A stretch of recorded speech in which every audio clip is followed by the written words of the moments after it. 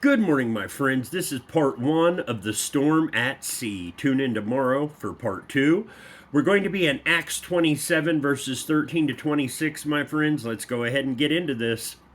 Now, when the south wind blew gently, supposing that they had obtained their purpose, they weighed anchor and sailed along Crete, close to the shore.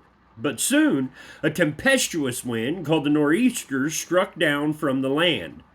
And when the ship was caught and could not face the wind, we gave way to it and were driven along, running under the lee of a small island called Cauda.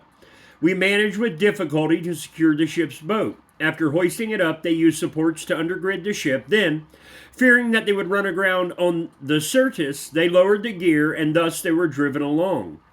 Since we were violently storm-tossed, they began the next day to jettison the cargo, and on the third day they threw the ship's tackle overboard with their own hands. When neither sun nor stars appeared for many days, and no small tempest lay on us, all hope of our being saved was at last abandoned.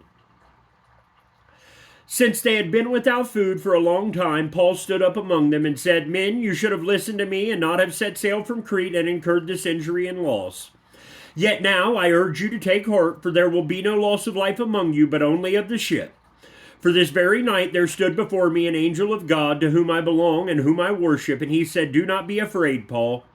You must stand before Caesar, and behold, God has granted you all those who sail with you. So take heart, men, for I have faith in God that it will be exactly as I have been told.